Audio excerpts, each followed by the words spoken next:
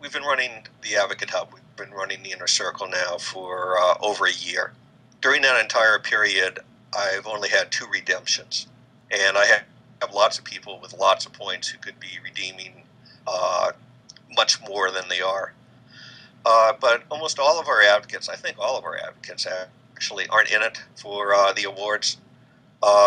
They're in it because they're Ektron champions, and they actually like Ektron. They love Ektron. That's why they're in it. And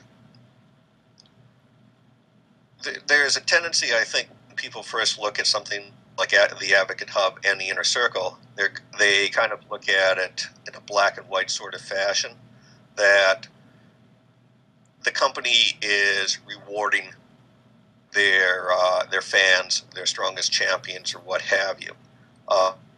And that's true up to a point, but that's not really the point. If the Inner Circle disappeared tomorrow, we would still have advocates and we would still have champions. When I took over the customer reference program and took over the Inner Circle, I knew that we had advocates and champions. I just didn't know who they were or how many there were. And that's a real strength of AdvocateHub, is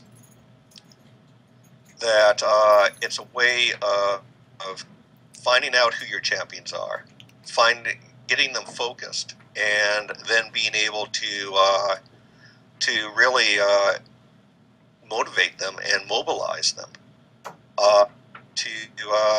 to do things that they'd be more than happy to do for you, but they didn't even know that you were asking for it too.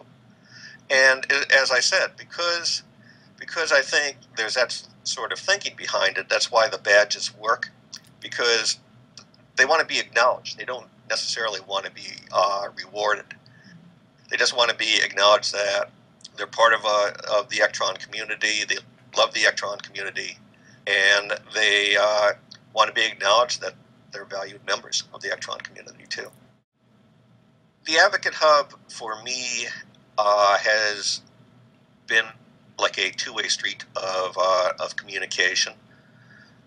One is, as I said, I took over the customer reference program where I only had a very vague idea of who our references were, our champions were, and I didn't really have a one-on-one relationship with them.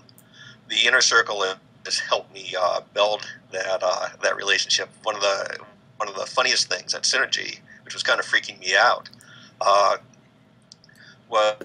is because the Inner Circle is the way it is. I might see a thumbnail of a person's picture or what have you, but I really knew them more by what they were doing in the Inner Circle or by email, occasional phone calls, or what have you. I didn't really know them face to face.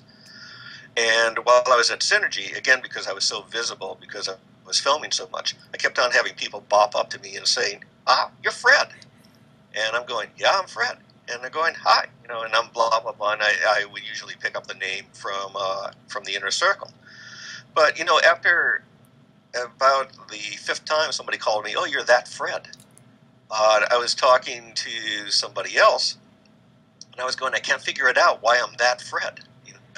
It's like everybody already knows me. And he was going, it's because all the emails coming out of the Inner Circle go to your name. And, they've identified he's the guy who sends out our newsletters, and he said the same thing happens to me. He's going, oh, they go, oh, you're Bob, and they finally make the connection. But it was funny. And, I was real happy about the fact that nobody was like punching me out and going, oh, yeah, you're Fred, stop sending me all the spam. But they actually liked the newsletters, they liked the challenges, and I didn't realize every time a challenge went out, it went out under my name. So they were like totally used to having